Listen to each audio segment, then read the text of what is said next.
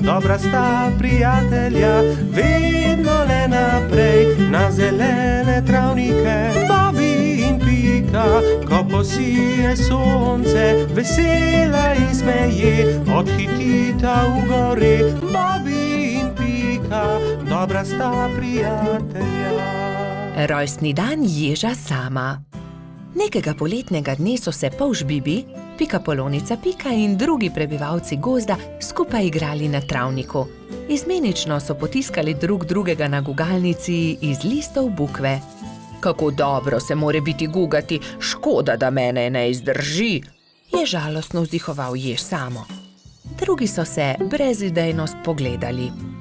Samo bo imel naslednji teden 10 let, je dejala Pikapolonica. Res je, 10 let bo imel, je kimal polžek. Le česa bi se najbolj veselil? Jaz vem, česa bi bil najbolj vesel, je rekel Baltazar in poskočil od veselja. Gugalnice! To je zelo dobra ideja. Naredimo samo eno ogromno gugalnico, se je navdušila Pika. Mali prijatelji so takoj prijeli za delo. Prinesli so žago, kladivo, žeblje, vijake in poiskali močne veje. Gugalnica je bila hitro narejena. Kos debla v obliki ladje so z močnimi vrvmi pritrdili na debele noge drevesa. Ko je bila gugalnica narejena, so vsi šli v Baltazarjevo hišo in začeli peči torto. Ubili so jajca, mešali testo, kuhali puding, stepal je mešalnik, ropotali so z leseno žlico. Čebelino hišo je prevzel prijeten vonj. Naredili so torto z nadstropji, okrasili so jih z višnjami, rozinami in orehi. Dajmo gor še svečke, je rekla Rozi. Ja, 10 svečk, se je strinjala Pika. Zdaj pa napišemo samo pismo, je rekel Bibi in začel pisati. Najdražji Samo, pridi pred Baltazarjevo hišo opoldne, težko te pričakujemo. Tu je pismo, mehurček odnesi Ježku, je prosil Bibi. Samo ne povej za torto in tudi za gugalnico ne, je dodala Pika. Baltazar in Gašper sta postavila torto na okroglo mizo in jo odnesla pred hiško. Na travniku so se mali mravljinčki ravno igrali slepe miši. Najmanjša mravljica je treščila naravnost v mizico. Oprnil si mizo, torta je uničena, je stokal Baltazar. Joj, torta, kaj bo zdaj? Je stokala tudi Pika. Kmalu bo prišel jež Samo in ne bo imel rojstnodnevne torte, je žaloval Bibi. Male mravljince je bilo sram.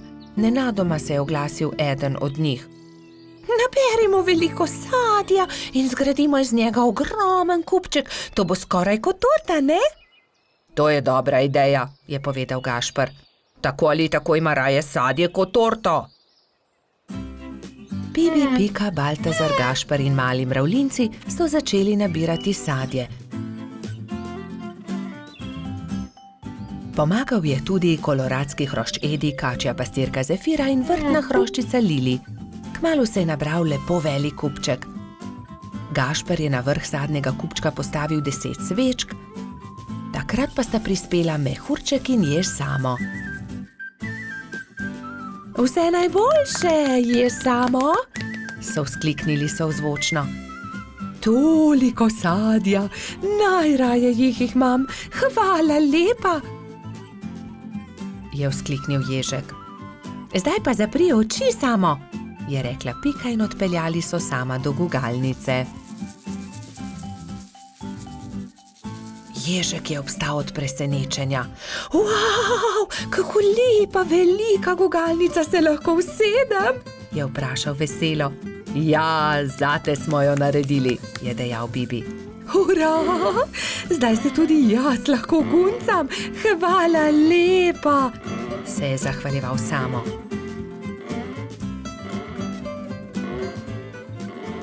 Ko je padla noč, so se nehali guncati. Obkrožili so kupček sadja in začeli malicati. Hrustali so, dokler od kupčka ni ostalo čisto nič. Preostala jabolka in hruške so nabodli na Samove bodice in on jih je odnesel v svojo hiško z mahovo streho. Srečen je zaspal in mislil je na to, da se bo jutri spet guncal s svojimi prijatelji. Bobby in Pika, dobra sta prijatelja. Kolo. Nekega poletnega dne je golo pismonoša prinesel Piki in Bibiju pošiljko. Ogromen paket je bil zavit v lep, rdeč papir, povezan z modrim trakom. Tudi sporočilo je bilo priloženo. Pika ga je prebrala. Stonoga je pisal: "Hura, kmalu nas bo obiskal. Pošilja nama to darilo." "Nama?" je vprašal Bibi. "Kako nama? Tebi in meni?" "V pismu piše nama. Zagotovo je darilo za oba." "Seveda ni skupno," se je jezil Bibi. "Zagotovo ga pošilja meni, saj sem ga jaz za božič našel v snegu."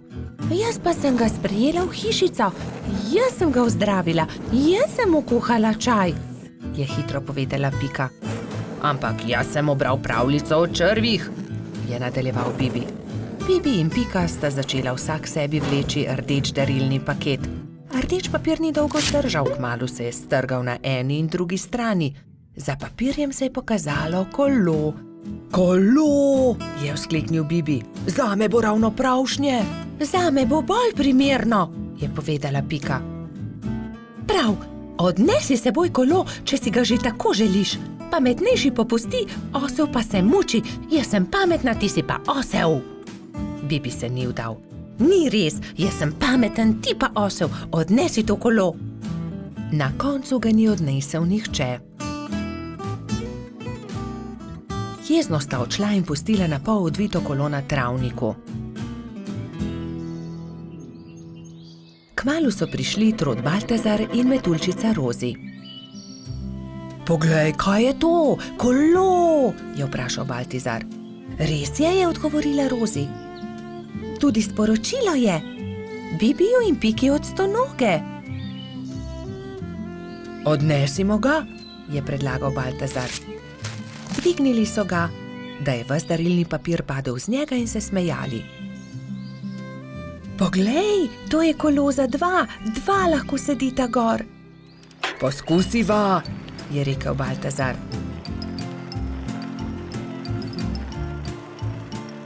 "Hojla, Bibi, hojla, Pika! Pripeljali smo vajino kolo, ki sta ga pustila na travniku," je vzkliknila Rozi.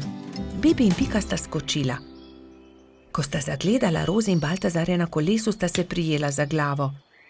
"Saj to kolo je narejeno za dva, midva pa sva se prepirala zaradi njega." Takoj sta se pobotala in se veselo objela.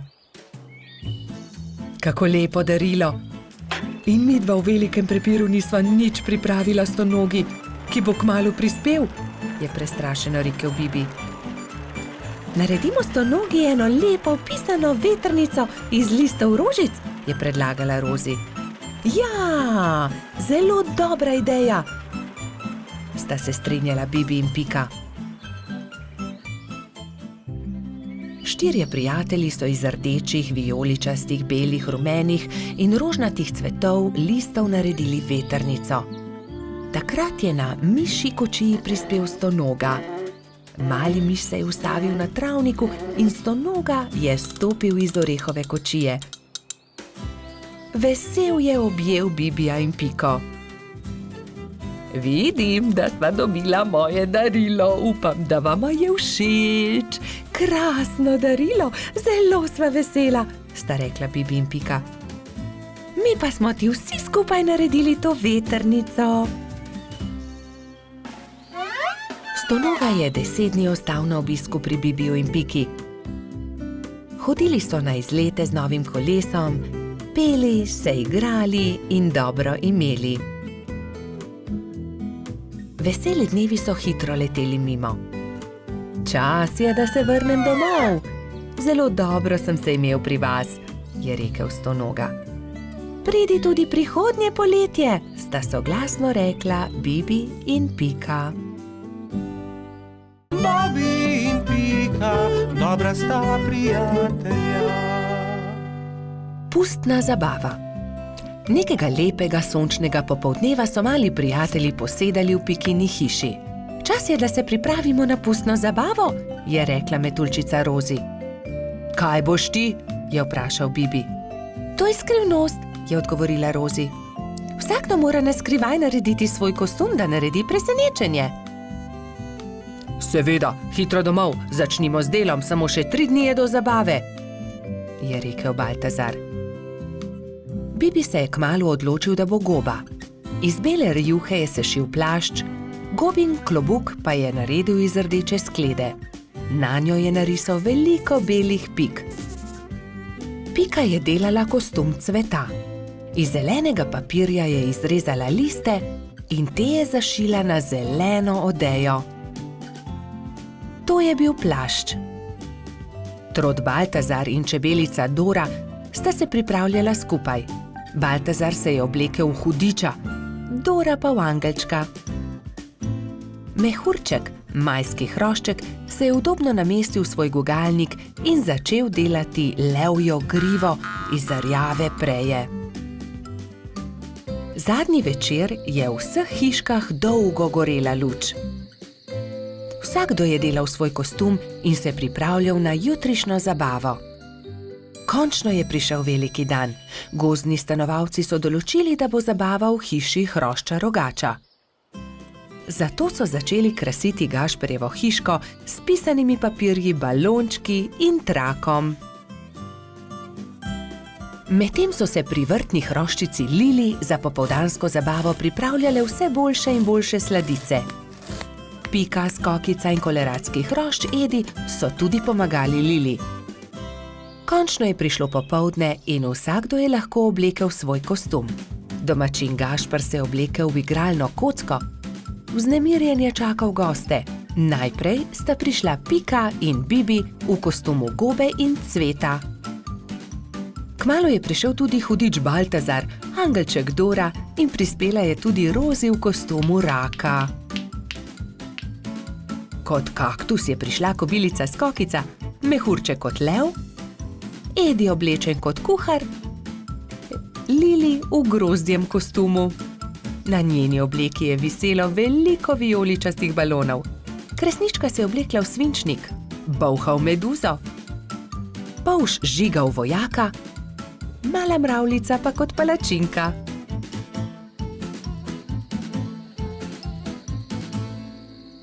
In takrat je objokano priletela kačja pastirka Zefira.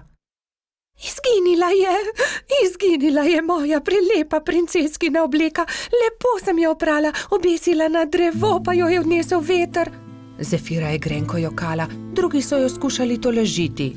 Dal ti bom svojo vojaško kapo, meni je dovolj meč, je predlagal Polž Žiga. Ne, to je za fante. Jaz sem imela krasno princeskino obleko, pa jo je veter odnesel. Že vem, naredili ti bomo nov kostum, je rekla Skokica. Kostum sončka. To pa je bilo Zefiri že bolj všeč. Rumena zavesa bo ravno pravšnja za obleko, je vzkliknila Pika. Sončne žarke pa bomo naredili iz tega rumenega papirja, je rekel Gašper in vzel na traku viseče papirnate okraske. In vsi so lepili, rezali, šivali, ustvarjali in kmalu dokončali lep kostum sončka. Jaz ti bom pa za večer dala mojo malo lučko. Svinčnik tako ne rabi lučke, je nasmejano rekla Kresnička. Hvala lepa, je rekla Zefira in bila tako srečna, da je zardevala od sreče. Mali prebivalci gozda so peli, plesali in vsi so menili, da ima najbolj zanimiv kostum prav Zefira. Saj sonček, ki tudi ponoči sije, je zares poseben. Bobby in Pika, dobra sta prijatelja. Tekmovanje v gozdu. Bibi, Pika, Rozi in Baltazar so posedali ob obali jezera in metali kamne v vodo. Bibi je večkrat zadel plavajoča debla, drugi pa so ploskali od veselja. Pridite hitro na travnik, začenja se pomladni atletski dan, je pritekel z novico Gašper. Na travniku so se že zbrali drugi. Žuželke so se oblekle v telovadne obleke in začela se je prva tekmovalna točka, tek. Vsakdo je tekel, kolikor so ga držale noge. Treba je bilo preteči 3 kroge okoli travnika. Ne velja, Edi je goljufal, sekal je ovinke, je vzkliknila kobilica Skokica. Goljufati se ne sme, je strogo rekel Alfons. Še enkrat od začetka bomo tekmovali, vendar nihče naj ne goljufa. Gašper je tekel najhitreje, naslednja je bila Skokica, kot tretji pa je v cilj prišel Baltazar. Bibi je prispel zadnji. Baltazar in Edi sta šepetala za njegovim hrbtom. Počasen polž. Ne obrekuj, to je zelo grdo, je jezno rekla Pika. Zdaj se začne skok v višino. Zmaga tisti, ki lahko odtrga najvišje jabolko, je rekel Alfons. Male žuželke so stekle in poskusile skočiti čim više. Najvišje jabolko je uspelo odtrgati Skokici, naslednjo Rozi. Tretji pa je bil koleratski hrošč Edi. Bibi je zaman skakal, dosegel ni niti najnižjega jabolka. Ne morem. Nič mi ne uspe, se je jezil. Ne skrbi, Bibi, pri prevalih bo zagotovo boljši, ne bodi žalosten, je rekla vrtna hroščica Lili. Ampak Bibi prevalov ni upal delati, saj ga je skrbelo za polžjo hišico. Tekmovalci so se postavili na start in so delali prevale iz enega konca travnika na drugega. Pika je bila najhitrejša in je zmagala.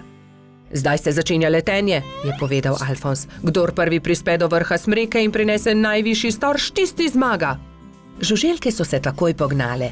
Rozi, Baltazar, Pika in Zefira so tekmovali za storž. Rozi je bila najhitrejša, ona je prispela prva na vrh smreke. Jaz seveda tudi leteti ne znam, je tarnal polž. Ne jezi se, Bibi, saj prihaja tekmovanje s kolebnico. Kdor naredi največ skokov v 1 minuti, ta zmaga. 4 tekmovalci so začeli skakati s kolebnico, ampak Bibiju se je noga zataknila v kolebnico in se je grdo udaril. Drugi so zaskrbljeno pritekli k njemu. Jaz ne tekmujem več. Meni nič ne uspe, grem domov, je grenko rekel in odšel. Moramo si nekaj izmisliti, nekako moramo razveseliti Bibija, je rekla Pika. Ja, izmislimo si nekaj, neko nalogo, v kateri je tudi Bibi dober, je povedala Lili. Že vem, je vzkliknila Rozi, ciljanje. Ja, to je dobra ideja, saj debla v jezeru je le Bibi zadev, je kimal Baltazar. Prijatelji so zgradili 5 kupčkov. Prvega iz jabolk, drugega iz kostanja, tretjega iz stožcev, četrtega iz lešnikov in 5. iz hrušk. Pika je nagovorila Bibija, naj se vrne na travnik. Zdaj se začne ciljanje v tarčo, ali imaš voljo tekmovati? Je vprašala Lili. Hurra, ciljanje v tarčo, seveda bom tudi jaz. Vsi so se udeležili tekmovanja, ampak najboljši je bil Bibi. Le njemu je uspelo vseh 5 stolpcev podreti. Vidiš, Bibi, v teku sem jaz najboljši, v skoku Skokica, v letenju Rozi, v prevalih Pika, pri kolebnici Lili, ampak pri ciljanju si ti najboljši. Vsakdo je v nečem dober, je rekel Gašper. Bibi je dobil lep svetleč kostanj, v katerega je Alfons urezal. Ciljanje tarče, prvo mesto.